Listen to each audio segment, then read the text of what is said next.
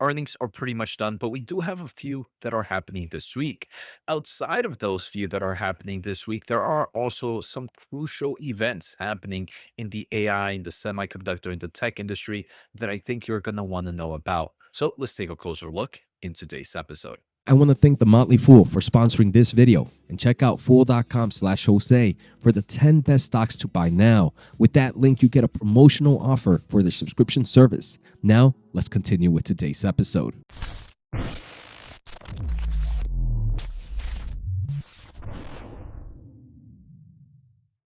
All right, so it is Sunday evening. The market opens up tomorrow. It feels like it's been a while, and hopefully everybody had a great time with their family over this past weekend. Now, I just want to take a closer look at futures right now, right? Futures don't really indicate how the market can open, and so much can change from now till market open. But we do see that it is a little bit bearish right now. The Nasdaq is down roughly 0.7% as I am recording. The S&P 500 is down roughly 0.5%. Now, there is a very, very red sea of tears and despair in the crypto market. I personally don't follow the crypto market, but we do see kind of Bitcoin under 90,000. We see down roughly 4%.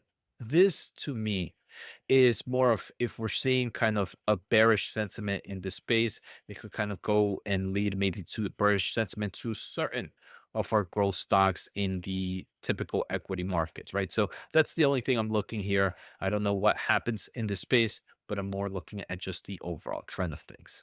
Now, on today's episode, I want to look at a lot of things and just the recent updates in the semiconductor industry, because this is what you're here, right? To kind of get the best and the recent news impacting this industry.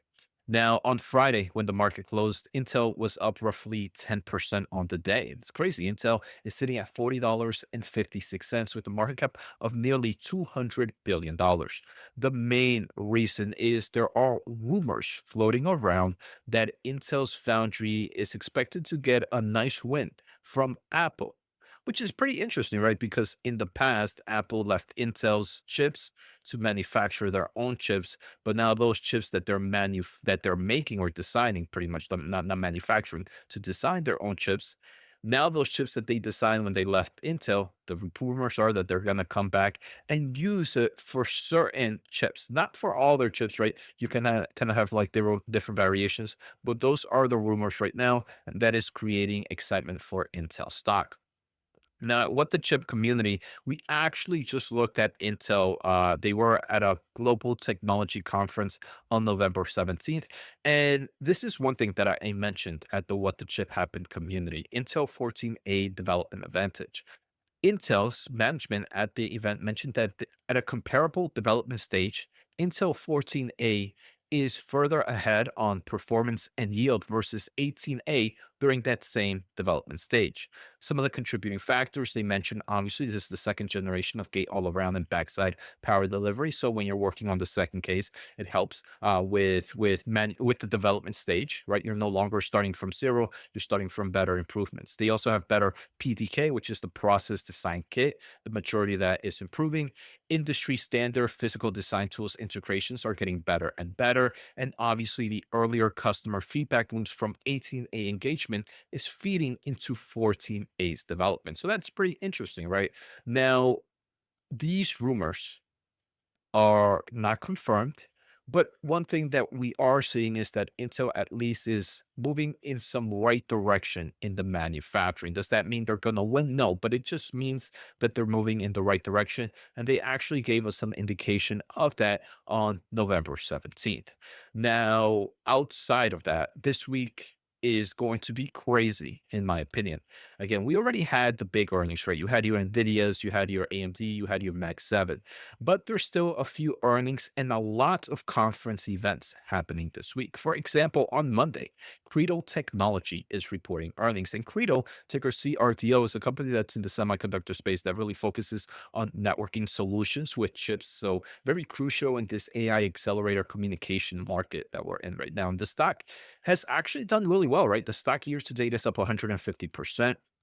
And it's one of those stocks that kind of saw that pullback that most stocks saw recently, But since then, since Friday, November 21st, it has pulled up 33%. Now, what I find crucial or interesting about this is one of the competitors, at least in this ecosystem, is known to be Astera Labs. And Astera Labs has kind of taken quite a hit and hasn't really recovered for some of the lows where Credo did. So now the question is, how much of earnings are baked in already, and how will the stock price react towards that? But that's going to be a crucial one. Credo Technologies on Monday.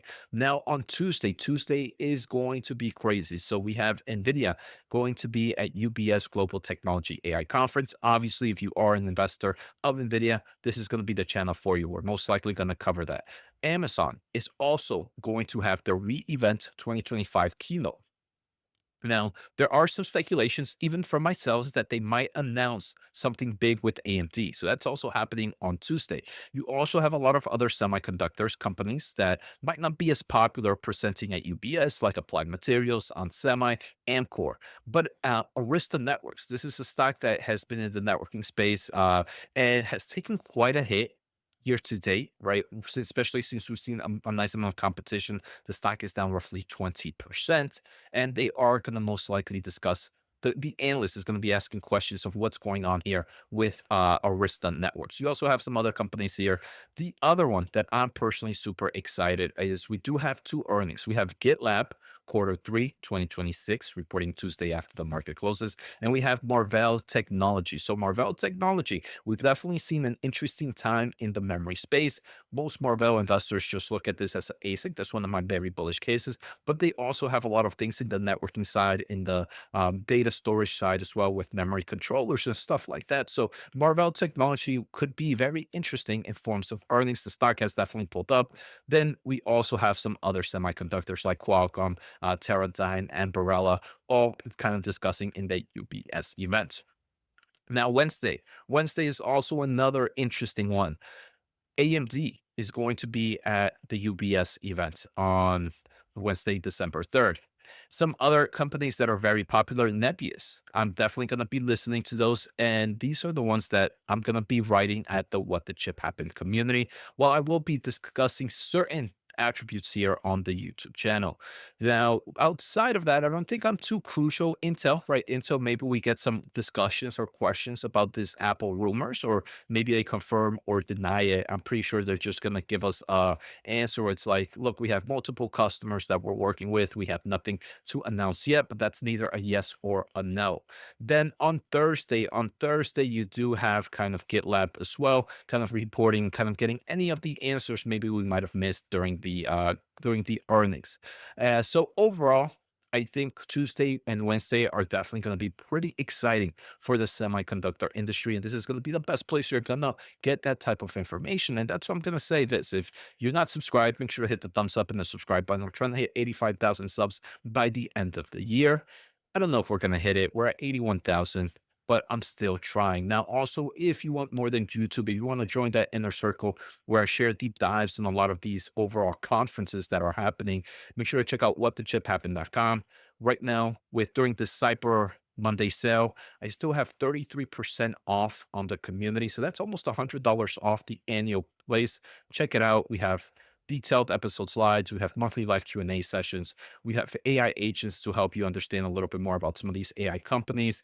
We have a community of serious investors. Check it out at whatthechipHappened.com. Now, also, if you are another interesting Black Friday sale, there is another one at fiscal.ai/Jose. This is a platform I use on a daily basis. Now, outside of the big events, there are some interesting things happening in the semiconductor industry as well. So, semi analysis. I know many people hate semi analysis, but let me just say, if you don't pick a side in forms of stocks that you buy or sell, the information I think is crucial. It can give you a great picture of what things are happening. So, they recently talked about Google and a swing at the king, aka NVIDIA. Now, they have a platform. I'm not gonna release the information, right? Because I feel like that's wrong. But I posted the following just by the response on X, you can tell who is a free reader and who is supporting the semi analysis team and getting the full story. And someone mentioned, "Hey, Jose, would love to support semi-analysis, but $500 per year is too much for me." And I said I might have worded it wrong. I agree that the price point is not open for many, which is crucial. I mean, $500 is definitely a pretty penny.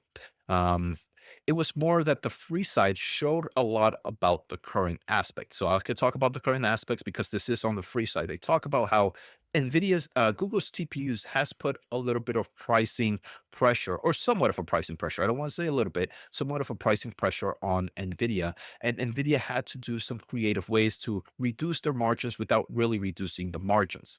Now, the paywall side showed a little bit more about the future. Now, Semi Analysis actually kind of released the following. They actually released an image. Let me see if I can still have it here. So they kind of said, "We hear from our clients and newsletter subs that our content is too hard to understand. Sorry for the 10K word write-ups. Here's your infographic." And it pretty much is Google, TPU, look, shiny rock, leather jacket man, which we know is overall Jensen, kind of says my bonk or rock is faster, but everybody gets to buy the other rock instead because it is very competitive and a lot cheaper. Now, the end of the paywall kind of says the following: wait till they see this. And it talks about the Rubin V8, and it showcases, compared to a rock, this is a completely different set of technology. So I think it does do a great way of explaining what the future lies, and how maybe some people are staying as a caveman, maybe slowing down their innovation a little bit and allowing NVIDIA or Leather Jacket Man to grow a lot faster and kind of create some more crazy technology. So again, if you want to collect the whole information, check it out at Semi Analysis. But here they shared exactly what they kind of let us know. So the future, the right now, the optics look horrible, and there's definitely a reason to look at it. But in the future, which Ruben is expected in what, less than 8 months, 9 months, 10 months from now, not even a full year, there could be a huge shift in technology. Now, outside of that news, we also have analysts here on X talking how Samsung has succeeded in a turnaround story and supplied over 60% of HBM for Google. Doesn't give an overall time span of 60% since when, starting from this month or whatever. But the big indication here is that Samsung is definitely moving in the direction of taking HBM market. Now, that is pretty interesting because there are other companies that are in this HBM space. Is this an early indication, not the beginning, but maybe an early indication that there might start to be a pricing war, as now there is three players in the HBM market, right? So I'm not calling the top on Micron technology. I'm not saying that that's the case, because obviously we've heard from Micron that they're sold out at least till 2026, but it could be that early indication of something to keep an eye out. Now, Stein, I actually should have done this. Oh, this is actually all part of Google. So there are reports that Google is now working with Foxconn, a big AI server maker, on TPU servers, as they are planning to maybe sell some of these to, well, one, example them for their own selves, but maybe the potential of also selling them, which is what the market is kind of fearing here with the Google and NVIDIA news. Now, interesting to this, but it definitely showcases the demand that we see in the AI market right now.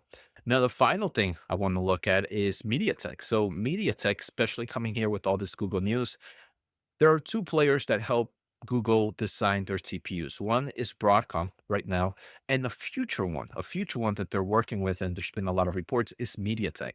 And MediaTek, in the past 5 days, the stock is up roughly 22% from its overall lows of November. The stock is actually up roughly 25%, and it's the massive demand that Google is seeing with their TPUs can obviously be very strong for MediaTek. So year to date, MediaTek has failed dramatically, is only up about 6.6%. But if you were to buy at that bottom in November, you actually got the stock at a really great price. So I hope you guys enjoyed today's episode. It was all over the place. It wasn't one special topic. It was just what I'm keeping a close eye on this week. What are some crucial events that you as an AI or semiconductor or tech investors should keep a closer eye on, and some of the recent news in the industry. So if you haven't, again, thumbs up, check out whatthechiphappened.com for one of the greatest semiconductor communities out there. Peace out.